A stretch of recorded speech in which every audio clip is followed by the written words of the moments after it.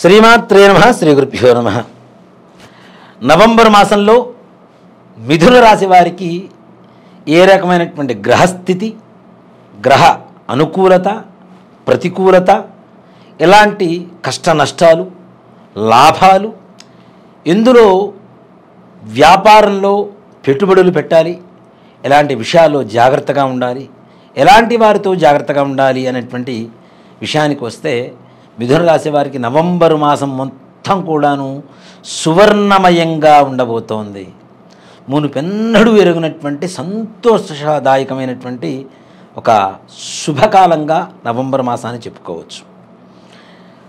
November, అందులో కార్తీక మాసం, దైవమాసం. ఈ యొక్క దైవమాసంలో మీ ఇష్టదేవత ఆరాధన చేయడం ద్వారా మీరు అనుకునేటువంటి ఏ పనైనా సరే సంపూర్ణమైనటువంటి యోగదాయకంగా ఉండబోతోంది. మీ ఇంట్లో పెద్దల అనారోగ్య స్థితి నుంచి ఆరోగ్య స్థితికి రావటం, తద్వారా ఆనందదాయకంగా మీ యొక్క జీవన సరళి సాగిపోవడం అనేది జరుగుతూ ఉంటుంది. అలాగే ఇంట్లో వివాహాది శుభకార్యాలు మీరు తలచిన వెంటనే మంచి నిర్ణయం తీసుకుంటూ, మంచి ప్రయాణం చేస్తూ, మంచి మార్గంలో ప్రయాణం చేస్తూ, తద్వారా ఎంతో కాలం నుంచి ఎదురు చూస్తున్నటువంటి ఒక సంతోషకరమైనటువంటి వాతావరణం మీ ఇంట్లో స్థిరంగా ఉండబోతుందని చెప్పడానికి ఈ యొక్క మిథున రాశి వారికి ఏమాత్రం కూడా సందేహం లేదని చెప్తాం.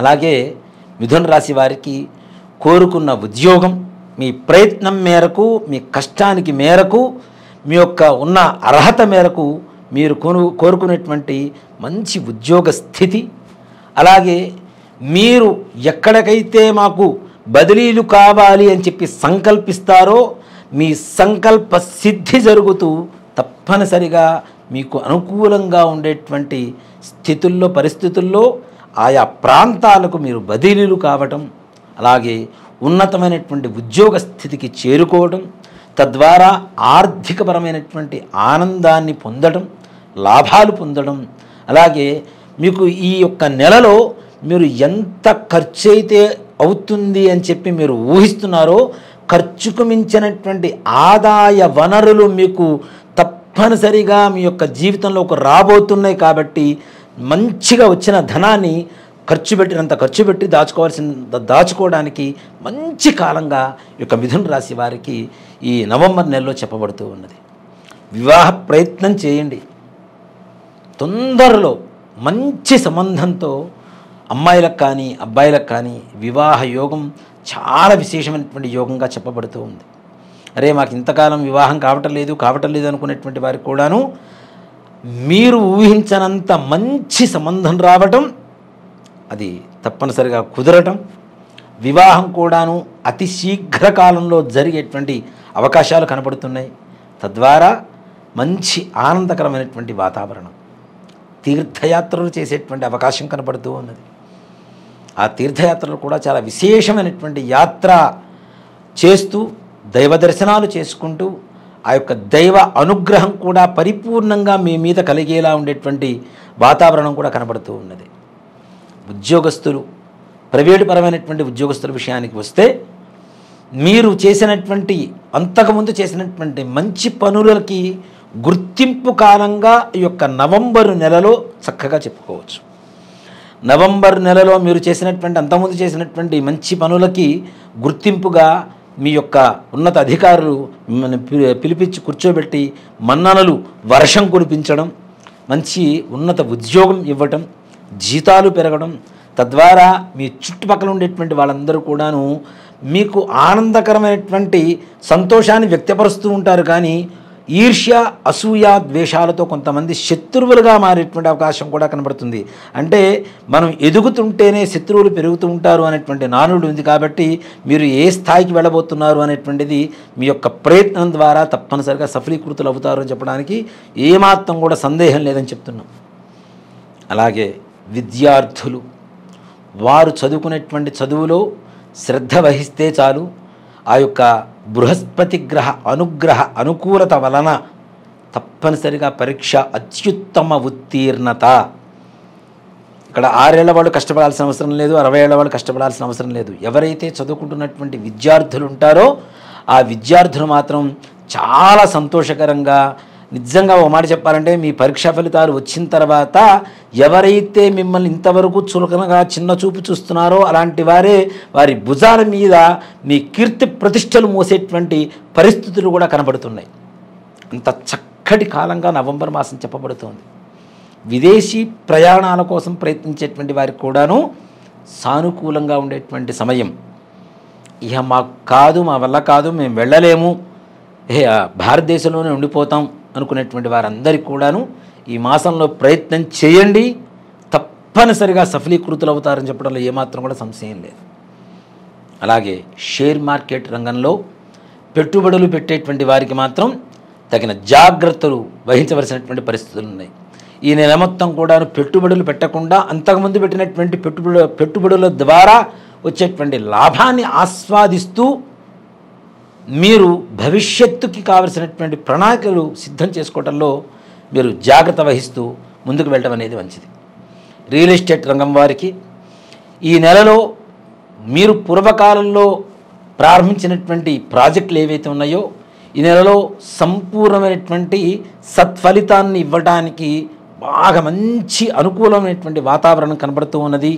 కాబట్టి కొత్త పెట్టుబడులు పెట్టడానికి కావచ్చు, పాత వ్యాపారంలో వచ్చినటువంటి నష్టాలన్నీ కూడాను పూడ్చుకుంటూ ముందుకు లాభాల బాటలో ప్రయాణం చేసేటువంటి పరిస్థితులు కూడా కనబడుతూ ఉన్నాయి. అలాగే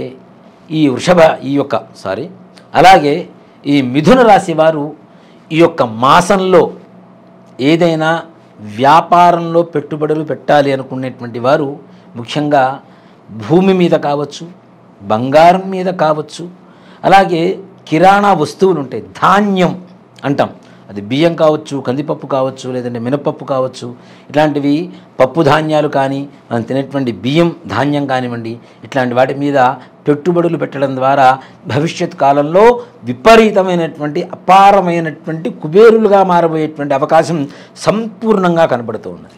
ప్రతి వ్యాపారం, మనం కాటన్ బిజినెస్ చేస్తుంటారు, వీరు కూడా చాలా సానుకూలమైనటువంటి వాతావరణం కనబడుతూ ఉన్నది.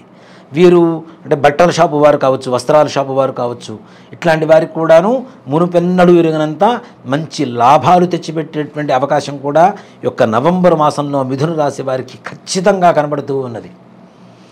ఈ మాసంలో ముఖ్యంగా దూర ప్రయాణాలు చేస్తూ ఉంటారు. చేసేటువంటి సమయంలో మాత్రం తగిన జాగ్రత్తలు మాత్రం చాలా అవసరం.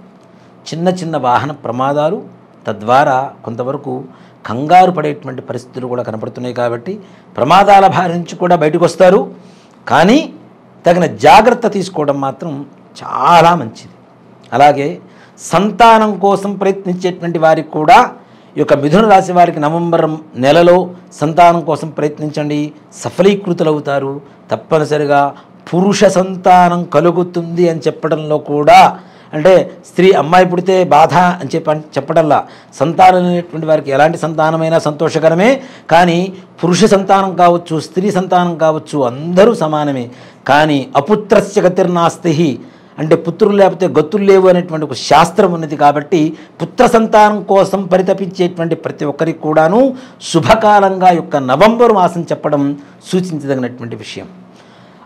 అలానే కాకుండా ఈ యొక్క నవంబర్ మాసంలో ఉండేటువంటి చిన్న చిన్న కష్టాల బారి నుంచి బయటపడాలి అనుకునేటువంటి వారికి ముఖ్యంగా ఈ నవంబర్ మాసంలో నేను చెప్పబోయేటువంటి పరిహారం ఏదైతే ఉందో అలాంటి పరిహారం చేసుకుంటే ఎలాంటి సమస్యలు కూడా దూరమైపోయి సుఖ సంతోషాలతో జీవన విధానాన్ని గడుపుతారు.